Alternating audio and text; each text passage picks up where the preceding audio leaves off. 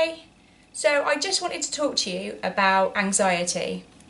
Now, anxiety is one of the leading illnesses in the world, with children as young as 4 suffering from anxiety attacks and anxiety attacks.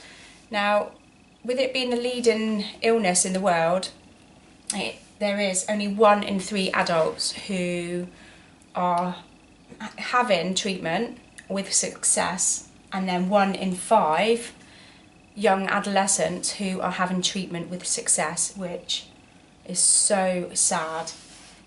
Now, anxiety is thought to be completely a mental illness, and that is all that it is, a illness of somebody who is in fear. But we all know, if you've had anxiety, it is not just a mental, fearful experience. So if you've got anxiety, it can hit you at any moment. Now, I know when I was at my worst with anxiety, it affected me all day, every day, from the moment I opened my eyes. So one of the common symptoms of having anxiety is shortness of breath, finding it really hard to catch your breath, always being, and that's because you're in that primed alert state of fight or flight. So you've constantly got, you're on high alert with the triggers that you have, which causes a shortness of breath. We have shaking. I know my legs used to just be like jelly, especially doing the school run. I used to be a mess. But my hands would shake all the time, feeling really nausea, really sick, and that's because you're in the fight or flight state. So when you're in the fight or flight, it primes you for running, so it cuts off the energy to the stomach, because you're not going to be eating if you're primed in that fight or flight from the caveman days when we're running away from lions and bears and tigers. Headaches.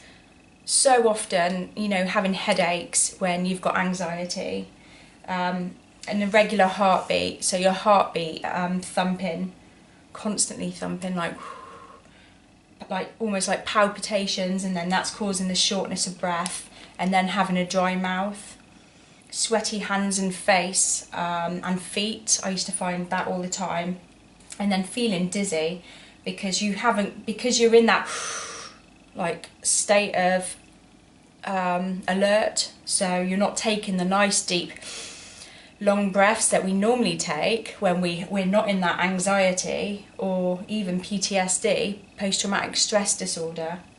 So this is what we're living in, the shortness of breath, the shaking. It's not a very good place to be. Now, anxiety disorders are treatable, but it is about getting the right treatment for the anxiety. Now, I've actually been through psychiatric care after a breakdown, and their way of treating the illness was through medication and telling me to go and pay for mindfulness. So, it didn't really help me a great deal, and I'm in quite a few forums with anxiety and PTSD sufferers, and it makes me so sad to see the amount of medication and lack of help that people are getting.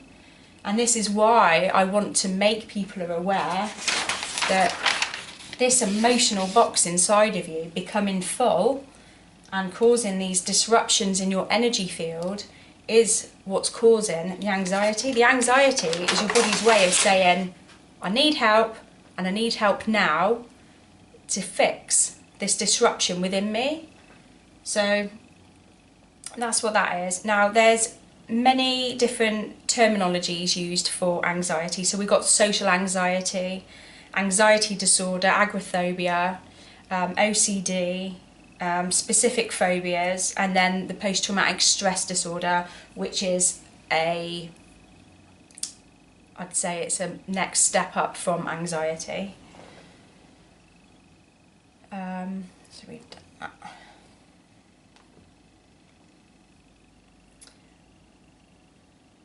So yeah, there's been many studies on people with anxiety to show that there is a chemical imbalance, which when you know about the energies and how everything becomes, when we have these stagnations in our energy, in the meridians, but also when we've gone through, you know, a stressful times, negative emotions and experiences, we form new neural pathways in our brain.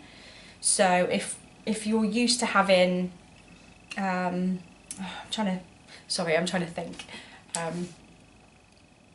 So if we've had trauma in our life, say you had a really bad childhood, so you're used to being in those negative energies. Now you try and put on a front of being happy, being bubbly, but inside you're just feeling like shit. You don't feel good about yourself, you put yourself down, you do feel quite negative, and it's just been in this cycle of bad emotions. Actually, so I'll show you this. So I work a lot on the Abraham Hicks alignment scale, which is just amazing. So if you can see this is an Abraham Hicks emotional alignment scale. So down here we have all the contracted emotions of fear and powerlessness, guilt, hatred, anger, blame and worry, all the really slow moving, not nice energies and emotions, which cause the energies to be really slow and slow moving. So when we've got anxiety or depression, we feel really hunched up, we feel really cold, we feel really bad, not much energy, a lot of fatigue, and that's because the energies in the body, where we have the blockages and the disruptions in the body, the energy is not free flowing around the organs, so we feel all this coldness and horribleness, and we're in this state of primed mental alertness so that we can run away from our attacker. But in the case of anxiety and PTSD, the attacker is the memories and the emotions that we are holding in our brain. So a lot of the people that, well, almost everyone who hasn't been on their healing journey is living down here with hatred and anger and fear and powerlessness. So what we do is we release these emotions from down here and get you up to love and above, to feeling happy and excited and joyful, not just as an exterior, but like from the inside, feeling excited and joyful and free-flowing. But when we change those emotional states, we also change the neurons in the brain to rewire them, to prime us from being sad and angry and in fear and, you know, all the slow contracted emotions, to being happy and joyful and loving.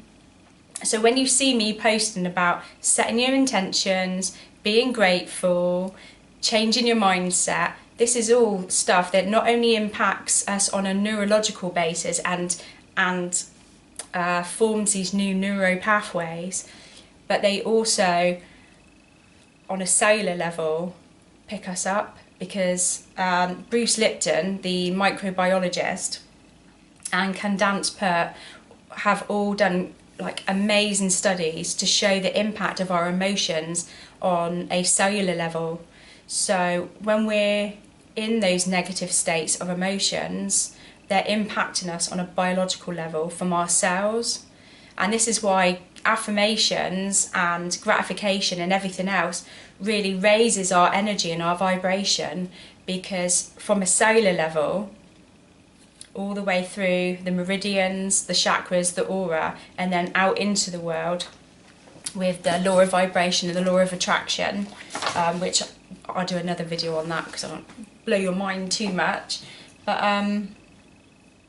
yeah, so if you have anxiety and you're wondering what to do about it, come and grab hold of us, come and get hold of me, because it's so easily repairable to release the anxiety naturally before it builds up and turns into IBS, fibromyalgia, sleep disorders, weight gain, chronic pain and fatigue.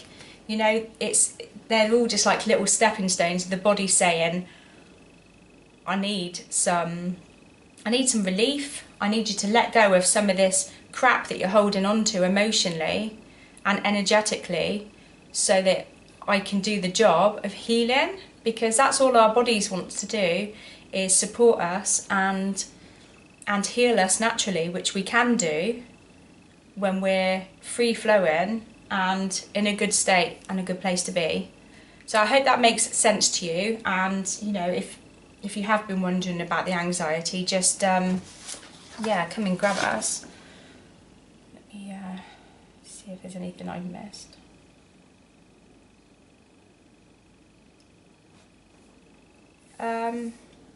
Yeah, so hope you enjoyed that. Bye.